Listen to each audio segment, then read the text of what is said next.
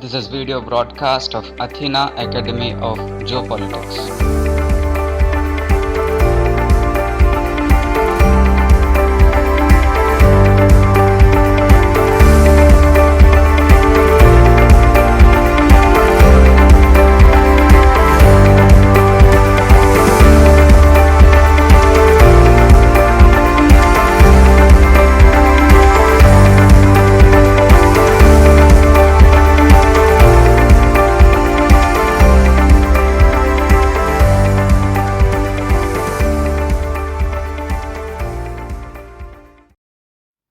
Hello there, I'm Govind Kulkarni, and in this very short video, I'm going to introduce the basic elements of defense budget.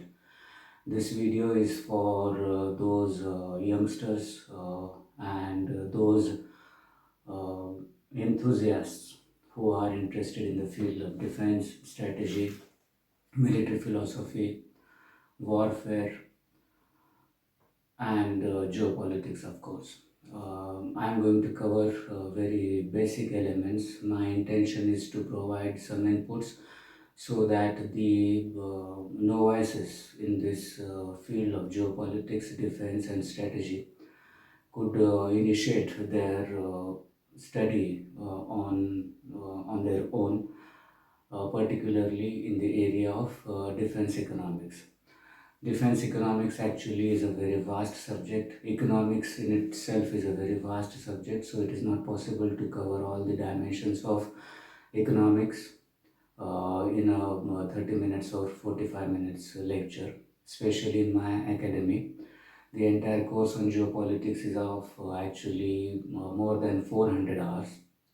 The lecturing involved is of more than 400 hours, and out of those 400 hours, I have to cover for more than 150 hours to educate the student on various dimensions of modern economics first, and then I have to take him or her through the chronological order of economic developments from, let's say, 18th century. That is, I can say, the era of beginning of modern economics. I am making a reference to Adam Smith, and the from that point onwards to John Maynard Keynes, then the operational research, which actually, in my opinion, makes a fundamental beginning of getting into the field of defense economics, and then to the Cold War era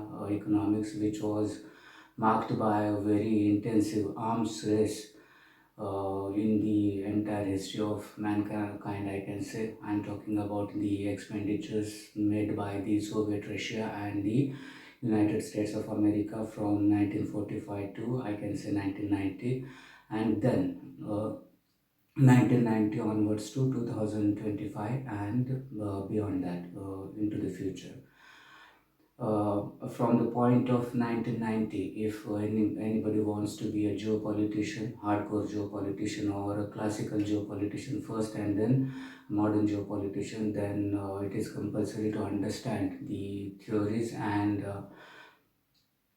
ideas put forward by Dr. Edward Luttwak in his seminal paper of 1990, in which he coined the term Geo-Economics. So it's a very vast subject, from economics, basic modern economics, to the year 2025 and beyond. And especially, we are living in the ever advancing technological era. That's why defense budget, defense economics, defense spending have to be coupled with the scientific and technological advancements of a country, particularly in the age we are living in and beyond. So, for a student of defense economics, he has to be very well versed in the art of science, and he must be aware of the technological development so far and the future of technology. Then and then only he can talk about the things related to make his or her country secure. In this very short video, I'm going to just provide a layout of different fundamental units or constructing units of defense budgeting. For defense economics, you will have to join my academy, and then only I can provide you with the details about how to I will teach the subject first, and then I will provide details on how to do further research in the field of defense economics.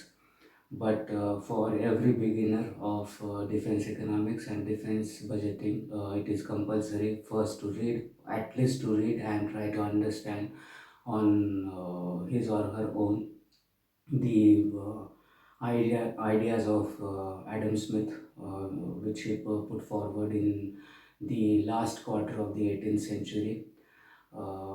Wealth of Nations is a very famous book, and if you don't have any idea about the contents of Wealth of Nations by Adam Smith, then it is practically impossible to get any overview or insights into the uh, defense economics of 2025 also and beyond. So my suggestion shall be for every beginner in this field of defense economics to at least read first the beginning of modern economics, that is Adam Smith's book, The Wealth of Nations.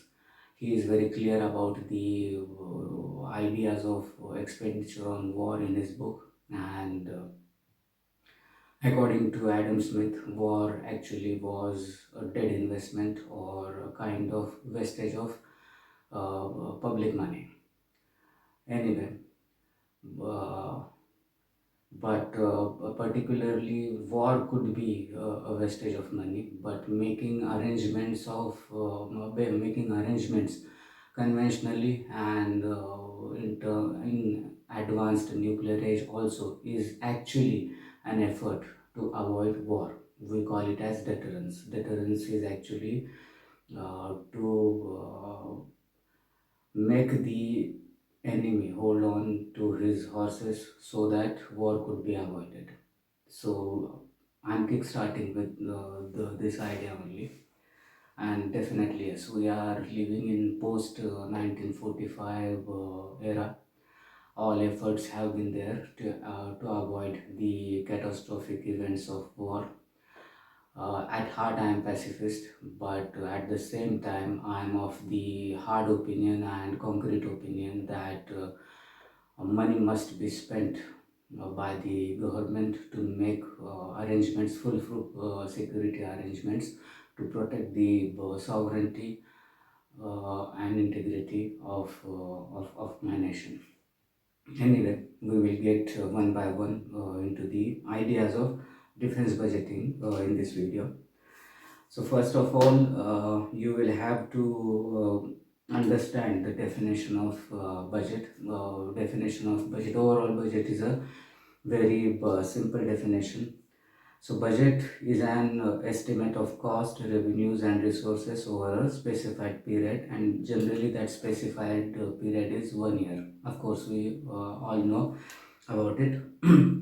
But the important word in this line is estimate of cost. That is, budget is always a futuristic idea. You are planning for the next 365 days when you talk about the overall spending of a nation state.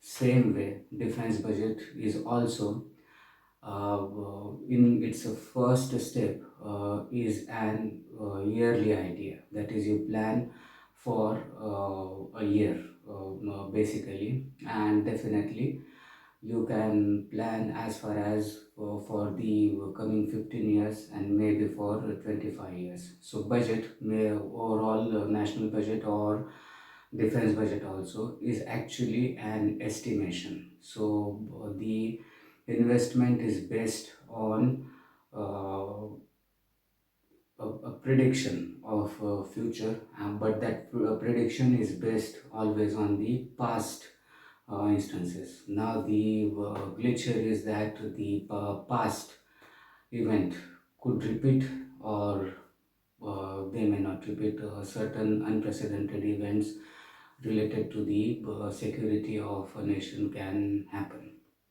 but we have to make a guesswork, and so that we can draw some money to out of the national public spending to make the nation secure.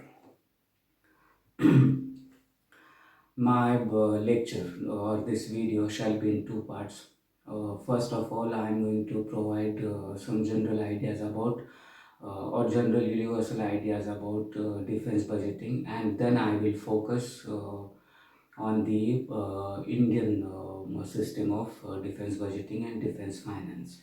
So first, as I said, defense budget is an estimate of cost, revenues and resources. Now, what is a revenue here? We are putting money into the engine of defense budgeting, but what is the revenue here? Speaking from pure business point of view, revenue here actually is the security of the nation. So budget is estimate of cost, revenues and resources. Resources in making your nation state secure are in terms of capital expenditure, that is equipment needed to make your country secure, and the manpower required for it. Now, which is the most valuable in terms of resources? Manpower is the most important resource in any defense budgeting, and at that point I would like to underscore that the soldiers, the pilots, the sailors and officers, they are the most important and they are the most valuable resource of our country or of any nation state. Now, a defense budget must reflect a reading of future financial conditions and goals. Defense budget actually, what it does, defense budget actually does a very important administrative work. The budget also serves, defense budget also serves to clearly draw a plan of action for achieving objectives, that is national security objectives. Defense budget provides a standard, maybe for a year, for measuring performance, and it also provides device for coping with foreseeable adverse situations. So, in the guesswork, or the first point in the guesswork of the future security challenges is to understand the foreseeable adverse situations. This is actually what happens when we plan for a year through a defense budget. So it gives you a very well choreographed steps to make our nation or any nation state secure. Now, every country's defense budget is dependent on economic growth. So, defense spending is actually directly proportional to the economic growth of any nation state. So, if you are a very modern country, ultra developed country, then definitely it is very handy for you to make larger spendings in defense sector. But if you are a developing country like India, then it is a little bit difficult to have a loose hand in terms of providing money to the defense sector. India is still a developing country. Definitely, it is about to become the third or second largest economy in the world. But in overall situation, we still are a developing country. So while planning for defense spending, the central government has to uh, adjust sometimes, but these adjustments are not affordable in terms of making the country completely or absolutely secure. There has always been debate. Those who are expert in this area of defense economics, those who have already worked in the defense sector, and those academicians who belong to the field of strategic studies, they know that the debate of warfare versus welfare is very old, but security of a nation state can't be compromised. Sovereignty is uh, the highest value in terms of a nation state's existence and independence. So sovereignty can't be compromised. That's why it doesn't matter if you are a developing country, you have to make the necessary security arrangements for your nation state's continual existence and to deal with the external aggression threats.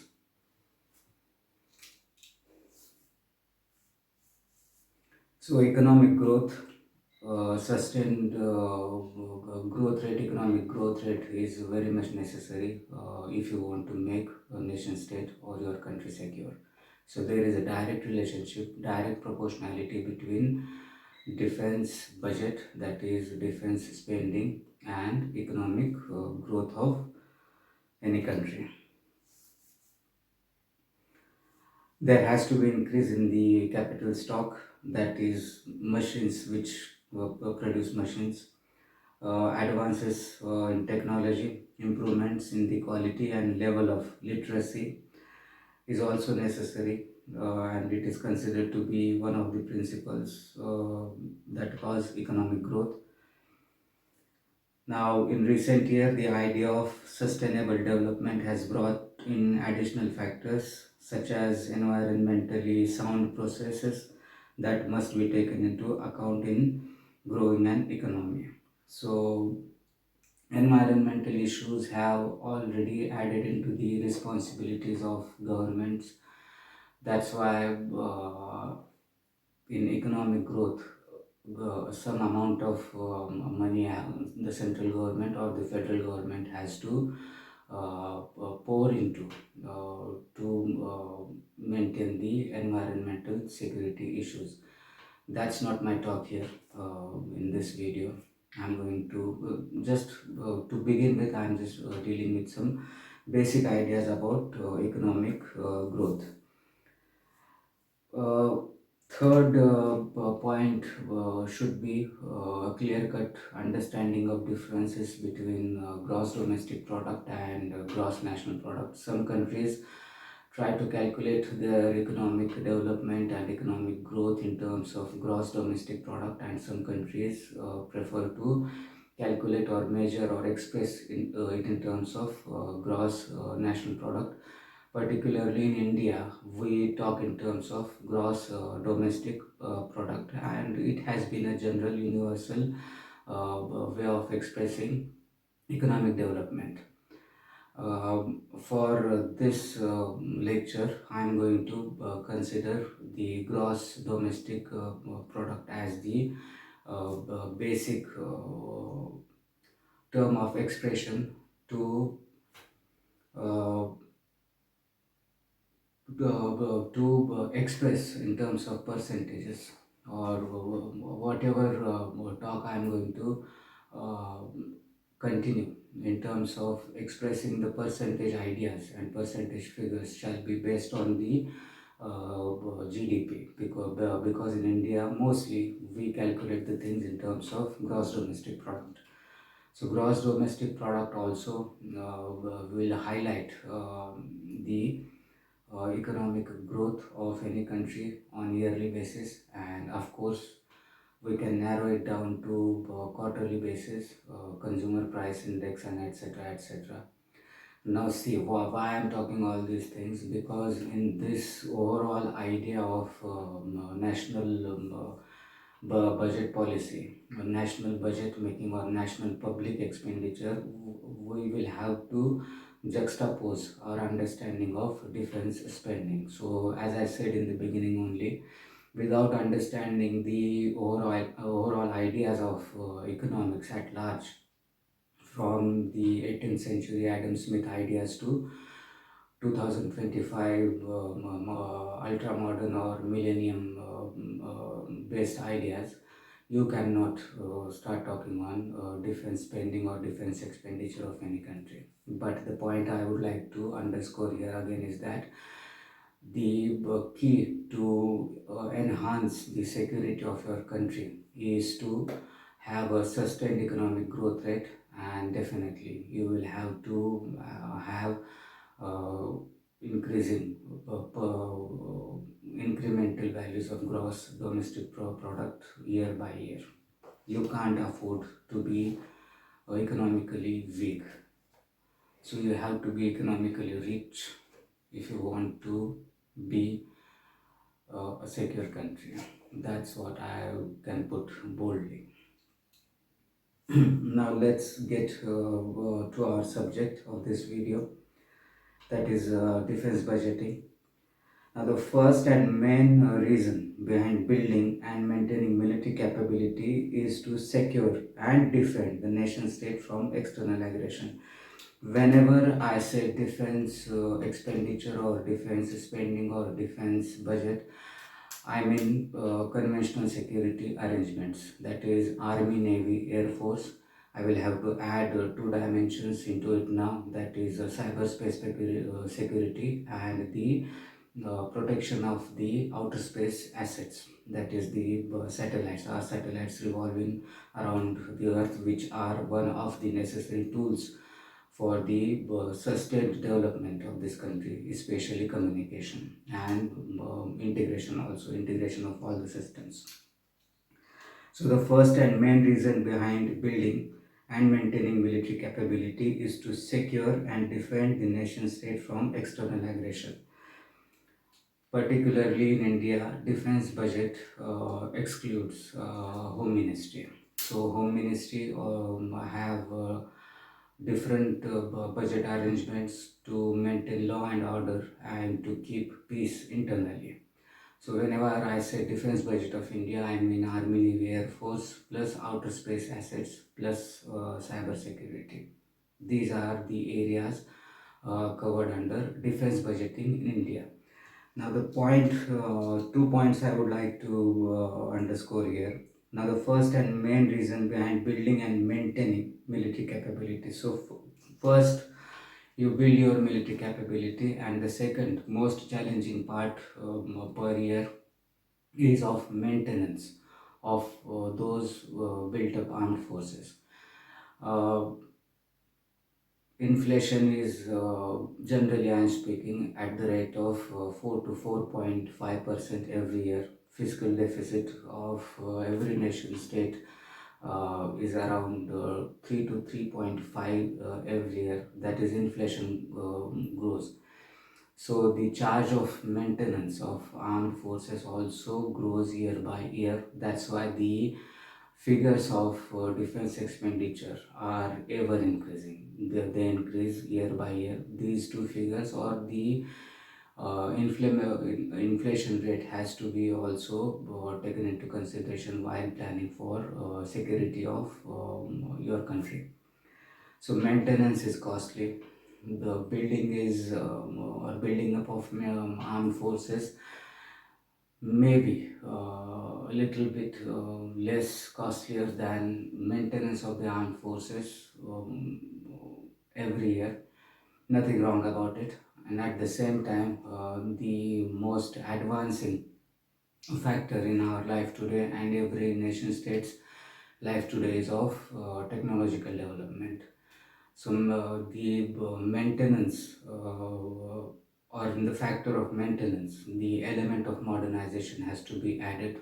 So modernization again makes it costlier, or turning your armed forces into a state of the art armed forces, definitely you will have to increase defense budget every year. You can't stop the growth of technology. You have to keep pace with technology, and your armed forces must be state of the art if you really want to make your nation state secure.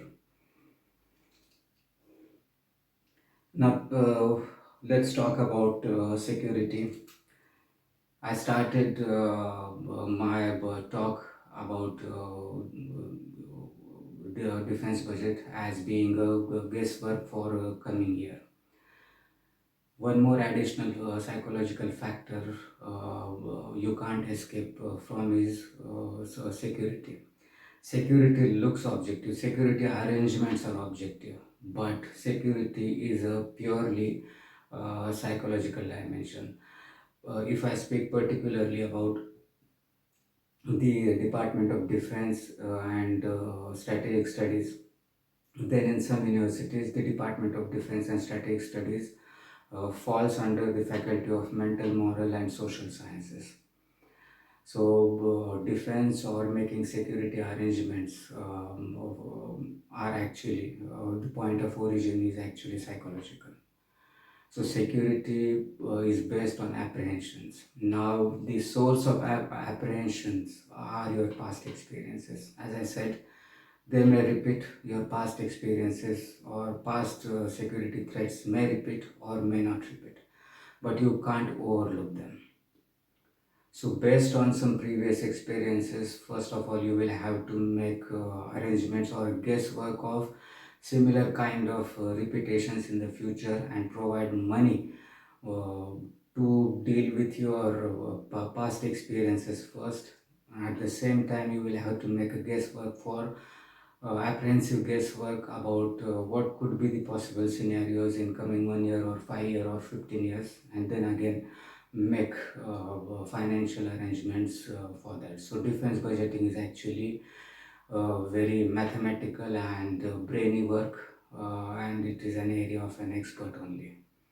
I mean, it is not any Tom, Dick, Harry's, calculations on which you can base your security arrangements. So, a person who understands psychologically perfectly, who understands apprehensions, who understands the meaning of threats, only can make suitable arrangements or futuristic suitable arrangements to make a nation state secure. So security basically is a psychological dimension. The security arrangements have to be material or objective, and this is where actually the spending starts. So first, building and maintenance of military capability to secure and defend the nation state from external aggression. Security is a threat perception, or it's actually an apprehension.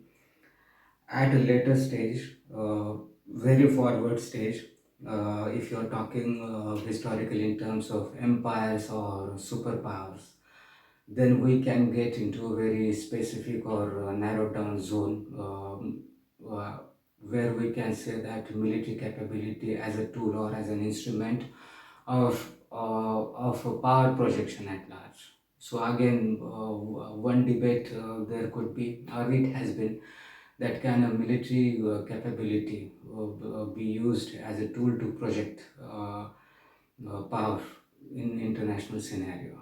Now that's an issue of debate, but things have happened. I am in this video not going to talk on it. It's a very separate topic, and it's a discussion oriented topic and historic also, and a lot of guesswork has to be done. But anyway, I have to consider this point also. So at a later stage, military capability or power projection could be just one of the main elements for some nation states that construct national power. So in this, military capability or supreme military capability, could it be equated with national power? Question mark, and it's a matter of debate. I leave it to you.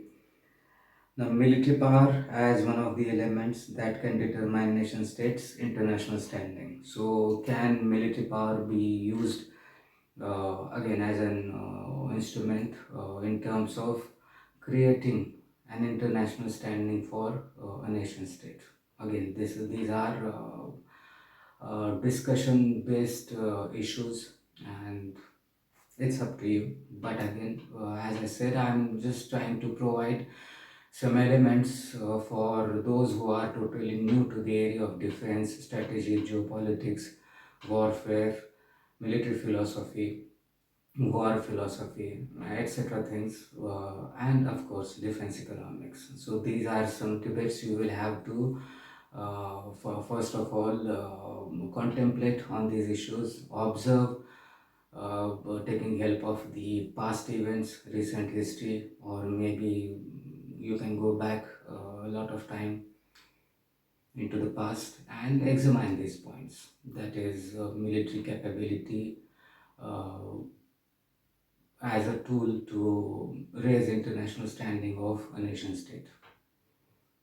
It's up to you, but think over it. But it's better to focus first on the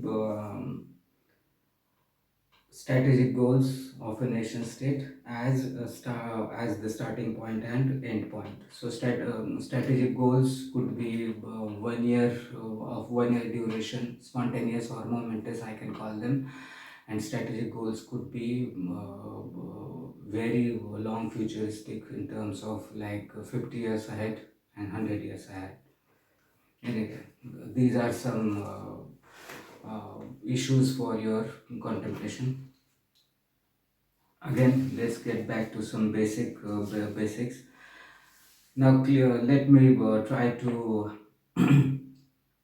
make an attempt to give a very short definition of defense budget. Now, defense budget is a national security plan expressed in financial terms. This is a very simple definition of defense budget. So, it's a national security plan expressed in financial terms. So, if you have gone through speeches of finance ministers of various countries while they presenting their yearly defense budget, especially in case of India, which happens in the month of February, 1st of February, then definitely on defense spending or defense expenditure, the finance minister, the central government finance minister, speaks one or two lines or maybe a paragraph on defense spending this year, coming year. If you observe closely or if you listen carefully, then whatever those expressions in terms of defense spending are financial expressions that the finance minister will say that last year's defense spending for India's security was so and so lakh crore rupees, and for this year we are increasing it by so and so percent, and this year's defense spending shall be so and so lakh crore rupees. So this is how it is. This is how national security plan is expressed in financial terms. So again, I repeat, a defense budget is a national security plan expressed in financial terms. As I said earlier, defense budget, particularly in case of India, excludes internal home security arrangements. That is, defense budget excludes the home ministry budget. Home ministry's budget to maintain law and order within India is different. Now let's talk about the rationality of defense budget. First of all, I dare to say that economics is an artificial subject. Yes, it is, and it is artificial. I am saying because it is a creation by the social behavior of mankind. And in our days, definitely economics of every country or economy of every country is dependent on market economy. Free market economy is the world we are living in today. So the entire national economy is largely dependent on the market economy or free market economy, and market can't be controlled. I mean, you can have rules and somewhat regulations to have or to stop illegal practices, but market has its own personality, its own behavior. It shall be foolish to control market, and we all know that market corrects itself. It has been experienced. Again, I'm saying economics is a very vast subject, but for this short duration lecture, I'm just touching upon some factors which are coming to my mind. But anyway, in the era of full-fledged globalization, interdependence, interconnectivity, and free market economy, uh, national economy has to be planned according to the guesswork of all these market factors also. So again, I leave it to your contemplation and debate. Can a defense budget be rational? The clear-cut answer to this question is no. The defense budget of any country, any superpower included, or many superpowers included, the defense budget is largely judgmental. I talked about the psychological factor when I was trying to touch the element of security, about the rationality and irrationality of defense budgeting. It has been the experience and largely accepted norm that defense budget has to be judgmental. And yes, judgments could sometimes go wrong, or unprecedented events happen and your judgment may be wronged. So, can there be a rational defense budget? The answer is no. So, defense budgeting has to be judgmental. There are various factors which help actually to arrive at a correct judgment. There is no universally acceptable definition of defense expenditure also. Now, this gives rise to the very important question, and I quote, how much is enough? So the defense budget has to be, or most of the times it is judgmental, it is not rational.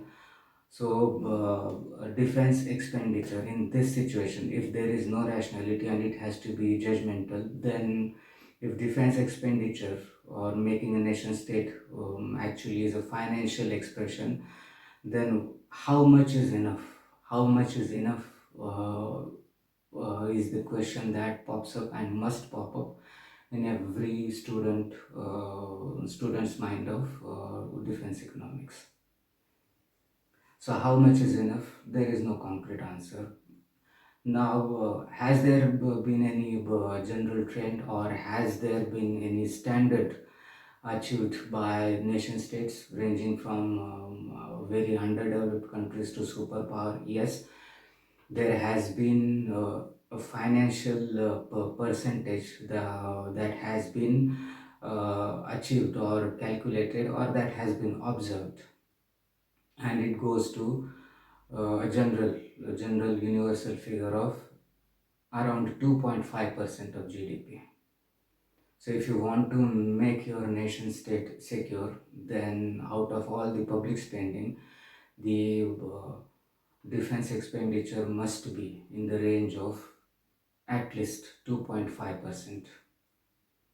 If your security challenges are more, then it should be around 3% or more of the GDP. But in my opinion, in any situation, it must not tumble down to 2% or less than that. 1.7% of GDP or 1.8% of GDP, or even 2% of total GDP as defense expenditure, it is not going to make your country secure. Particularly in case of India, if India wants to achieve its strategic goals, grand strategic goals, regional strategic goals, after fulfilling the national security goals, then definitely minimum 3% of the GDP you will have to contribute towards defense spending if India wants to achieve its strategic goals. Minimum 3%. Anyway, but for the time being, average figure or average spending that has been found over the years universally is in the range of 2.5% of GDP of any country. It could be expressed in terms of purchase power parity also, but purchase power parity is again dependent on various international factors, market factors. So let's not calculate or let's not base our values on that. GDP is the most suitable startup level calculation if you want to get into the field of defense economics and defense budgeting.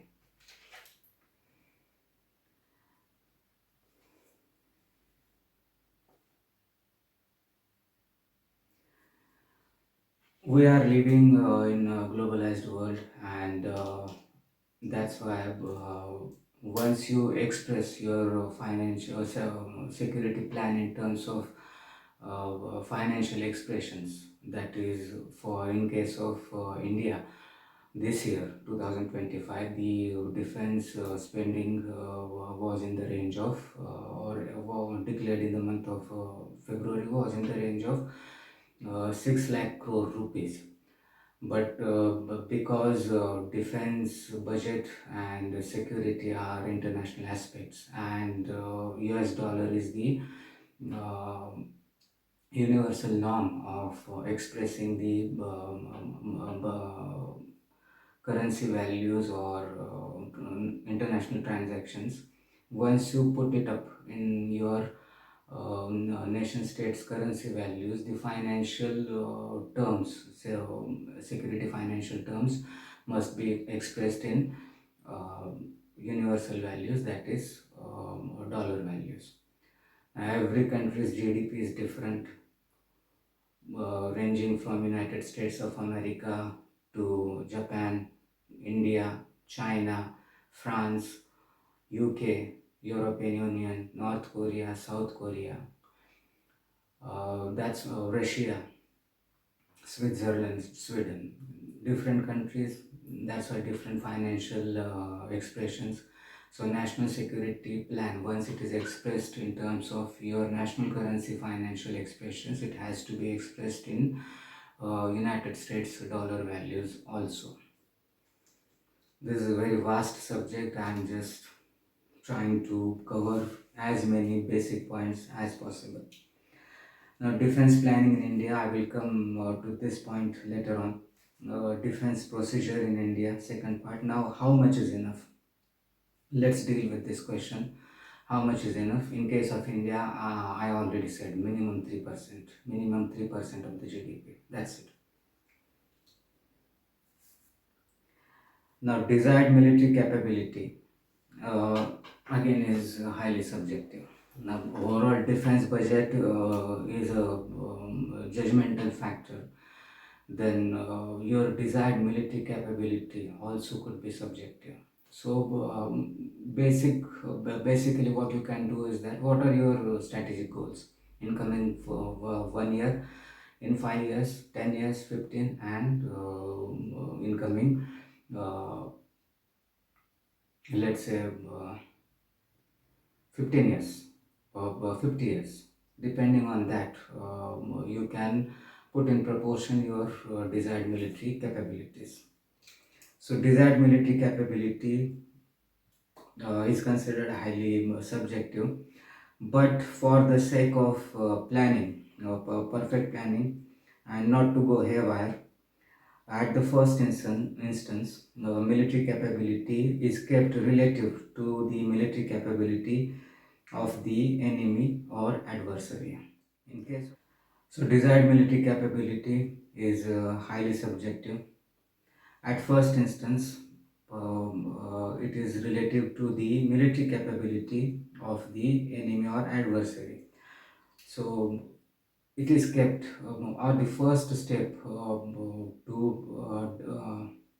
determine the desired military capability is actually to take into consideration the relative military capability of the enemy or the adversary. That is, you have to put yourself in comparison in terms of military strength with your adversaries or enemies. There is always a debate on desired military capability versus affordable military capability. So, desired military capability could be anything. It could be anything, but for the countries who are developing, the important word here is affordability. So first of all, you have to consider the military capabilities of your neighbors, enemies, adversaries, then try to be one up in comparison to them, so as a proper deterrence, conventional and nuclear, could be generated, and it could be maintained, it could be advanced. And at the same time, because you are a developing country, you have to keep it in terms of affordability also. So credibility within affordability, this is the mantra. Credibility within affordability is the mantra that India has been following since independence to make for its security arrangements. So desired military capability could be anything. Even a superpower can dream of anything, but at the same time you have to keep a watch on your pockets also. So you can't go haywire in terms of spending on defense matters. It shall be foolhardy. Now, in any country or in developing countries like India, defense sector takes the largest chunk of public money. It is true. In India, annually and generally, I am talking average figure. Uh, and when I say average, the amount may go below average and above average. But let's have a figure in terms of five to have an understanding of how much India actually spends on defense sector every year. So in India annually, at an average, 15%, 15% of total central government expenditure is spent on defense. Now, this much of money, is it too much on defense spending? In my opinion, no, it is not. It has to be greater than 15%. Keep it at least 15%. You can't come down to 12% or 11% or not even 14%. At least keep 15%. And I would say that defense spending should be more than 15% of India's national budget every year. Then only you can build the desired military capability to keep our nation state to deal with the futuristic challenges which are going to be advanced technological, and for that you need a lot of money. So, but in any way, 15% is the figure I can just perpetuate for the youngsters. 15% of central government's total spending every year is on defense spending. Let's come to the planning in India. Some figures I'm going to provide. So, for the first 12 years after independence, the defense expenditure of India was as low as 1.8% of the GDP. During the financial year 1987-88, defense expenditure of India was 3.3% of the GDP, and it counted 17.02% of central government expenditure. During the financial year 1987-88, defense expenditure of India was 3.3% of the GDP, and it counted to 17.02% of the central government of India's expenditure. If I am not wrong, this is the highest figure so far of defense expenditure in India's independent history, that is from 1947 to 2025. So yes, if in 1980s we can uh, dare to spend more than 3% of GDP on defense spending, then why not in this millennium era also. Now, if India wants to project itself a regional power, the percentage has to go higher. And as earlier I said, defense spending is directly proportional to economic growth of a country, particularly if India wants to create and maintain defense expenditure in the range of 3% and more than 3% of GDP, then the economic growth rate of India must be at least 8%. And definitely we have to talk about the sustained economic growth rate also. The figures of 6.5% to 8% of economic growth are not going to raise any more money to achieve the military capability objectives of India, especially in the zenith of technological advancement age of human history. In very short, about defense planning in India.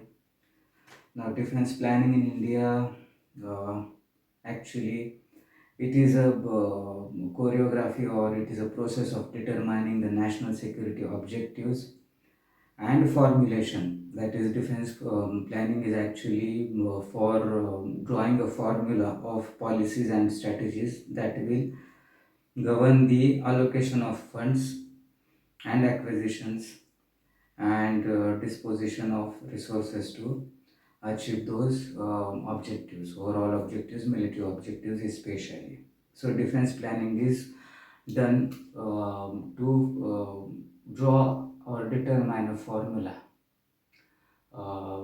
first on your yearly basis calculation, then 5 years calculation, and then 15 years calculation, and procedure has been laid down constitutionally and statutorily also in India, as to properly formulate for the security arrangements of Indian or in Indian system. There are three plans in India. Defense planning is done in three ways, and they are in terms of temporal plannings.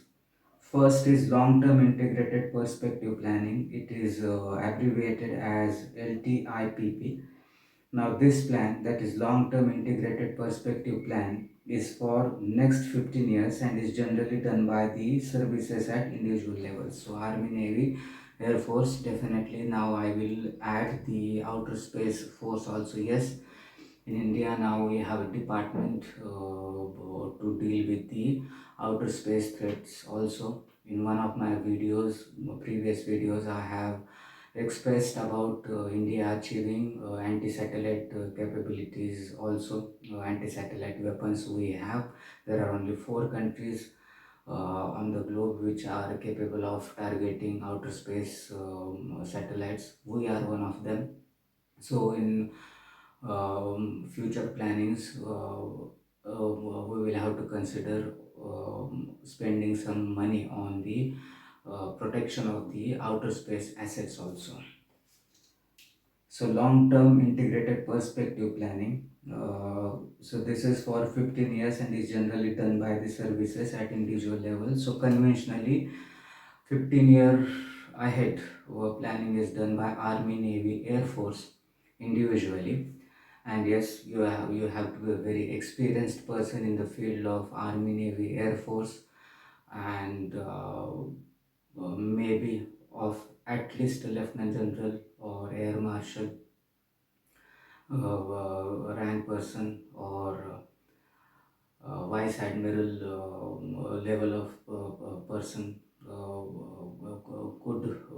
could clearly foresee the challenges for India in the next 15 years. So this type of planning is generally done at the headquarters New Delhi level. So long-term integrated perspective planning, that is to, this is for 15 years. So look for the security challenges which might be in the coming 15 years. Now, the central government does not have its approval to these plans. Central government definitely take into consideration the planning done by the independently done by the services at individual levels, but the central government does not approve these plans. That is, money is not allocated for this 15-year LTI PP plan. Next level is shortened temporal level, again 5-year defense plan, FYDP it is called. Now this is approved by the central government of India. Defense planning which is done at the this temporal level is approved by the central government of India, but again money is not that way allocated. Third is annual acquisition plan, which is again abbreviated to capital A and P. The central government allocates resources under the annual acquisition plan only. That's why whenever you listen to the finance minister's budget speech every year in the month of February, then whatever one paragraph or two-liner or three-liner expressions the finance minister makes are about the annual acquisition plan. That's where actually money is allocated by the central government of India for defense spending. Now a little bit lacunas in Indian defense planning. We had been very late for this kind of perfect defense planning. The first FYDP was introduced in the year 1964. That is, the first FYDP was in 1964 to 1969. Obviously, it was after the 1962 war, so we learnt a lesson anyway. But the FYDP, first FYDP was 1964 to 1969. Defense planning in India began after 1962 war. Now Defense Research and Development Organization also came into existence after that. In 1977, Committee for Defense Planning was established. 1970s, Perspective Planning Directorate at the Army headquarters was established. Now finance, this was in terms of temporal sense how defense planning in India is done, uh, just for the beginner level. Let's come to finance. Now finance, that is money, is required to fulfill the plan or to meet the desired objectives. So you can do a lot of daydreaming. You can have, mammoth size of military capabilities. You can dream of them. There is no bar on your imagination. You can imagine everything. but that if you want to fructify that imagination, if you want to manifest that imagination or your dreams, even in terms of military capability, then definitely you need a lot of money in your pocket. Finance deals with money. So ultimate truth is that at national level, there has to be greater rate of economic development. At least keep it sustained, minimum 8%. Get rich, and automatically military capability, advanced military capability dreams would fructify. They will see the light of reality. They will be manifested.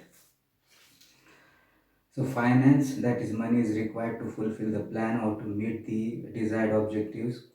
Defense plans can be successful or can see the light of the day only when financial resources are made available to execute the plans.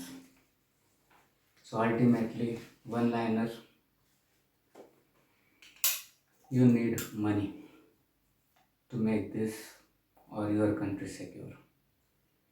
And there is only one remedy, or the point of, or the starting point to make your country secure is full-fledged, all-inclusive, intensive attempts to make the country rich and richer. Economics is a very vast subject. Defense economics in itself is a very vast subject. Uh, as I said, more than 40% of time in my academy, when students uh, come to learn from me, out of those 400 hours of lecturing, I have to engage more than 140 hours of lecturing on economics and defense economics only. Then only I can take the student into the field of geopolitics, strategy, defense, and etc. things. So this was just an introduction, some basic elements of defense economics. I encourage you to start learning on your own, and if you have any queries, if you have any uh, desire to learn, or if you want to become an expert in geopolitics and all these matters, then definitely you are welcome to join Athena Academy of Geopolitics.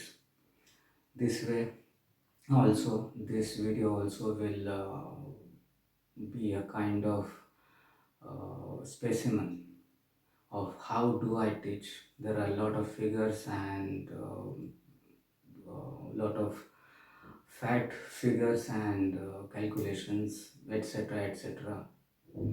Even econometrics has to be included while teaching defense economics. In this short video, it is not possible for me to cover all the aspects. It will take at least 30 to 40 hours of me speaking if I really want to impart all the elements of defense economics. But for the uh, beginning level, this was just an introductory video. In the connecting second part video, I intend to talk intensively on the defense spending in India, where I will cover all the aspects of India's defense budgeting from 1947 to 2025, and definitely all the aspects including capital expenditure, revenue expenditure, then a lot of money required for the technological prowess, indigenization, Atmanirbharta, all these things shall be covered in the coming up lecture on defense budgeting in India particularly. This is just an introductory lecture for the beginners of defense economics and those who have just started in the field of defense strategy and military philosophy and even international politics also. private participation in making our country secure is definitely necessary. Uh, we will talk on that. Thank you for now. I hope I have made justice to whatever I tried to express. I will see you in my next video. Thank you so much. Bye for now. This is video broadcast of Athena Academy of Geopolitics.